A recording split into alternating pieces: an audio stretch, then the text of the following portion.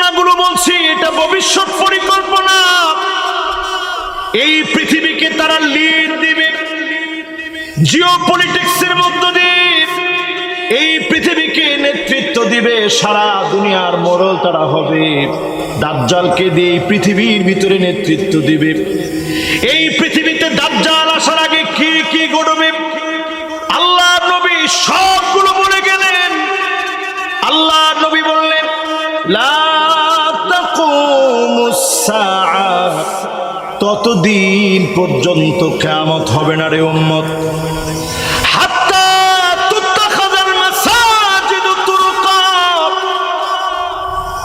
বাড়ির সামনে মসজিদ থাকবে, ওই মসজিদের সামনে দিয়ে মুসলমানের ছেলে হেঁটে হেঁটে চলে আসবে নামাজ পড়ার জন্যে। মুসলমানের ছেলে আল্লাহর ঘর মসজিদে যাবে না। ঠিক কিনা বলেন? আরো আসতে বলেন। আজকে ফজরের নামাজ পড়ছেন, এরকম মুসলমানের সংখ্যা খুব বেশি। কত পার্সেন্ট হবে?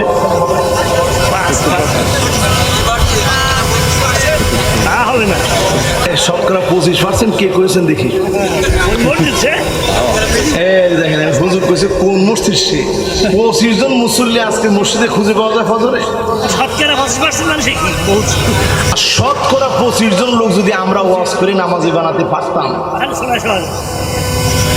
এই জমিনে দিন কায়েম হতে আর বাকি থাকতো না। ঠিক কিনা বল? দুঃখজনক সত্য, মাহফিলে আমরা ঠিক বলি ঠিকই, এই ঠিক বাড়ি পর্যন্ত নিতে পারি না। এজন্য মাহফিলেও ঠিক বলি, আবার জালেমদেরকেও ঠিক ঠিক বলে তাদের পাশে থাকি। ঠিক কিনা বলেন? এখন ঠিক বলা কমে গেছে। তাহলে রাসূল যা বলে গেছেন মিলে তো।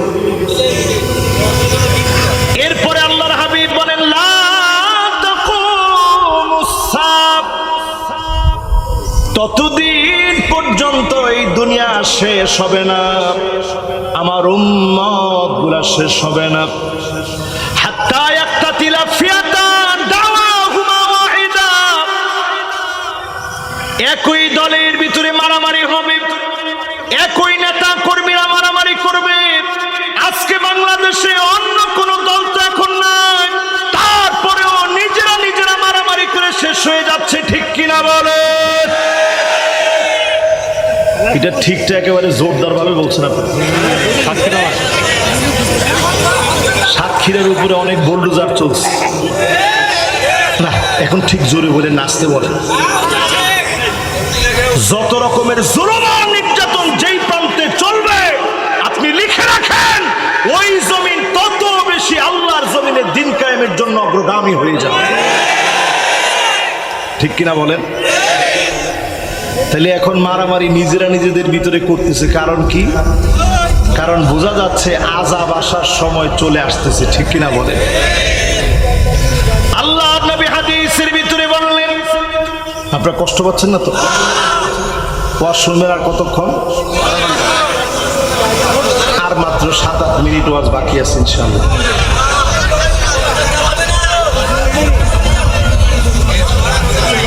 আকাশের দিকে দেখছেন?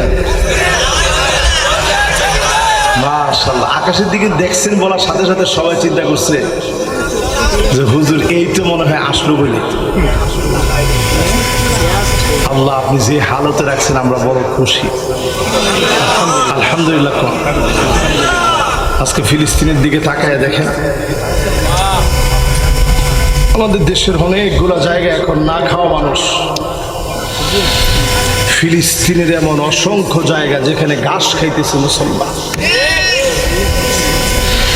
খাবার দাবার নাই মুসলমানের গণে।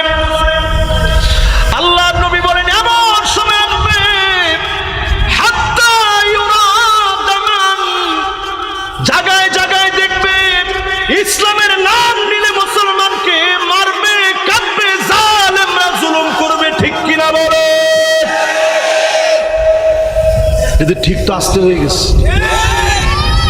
এখন তো আরো আসতে হচ্ছে।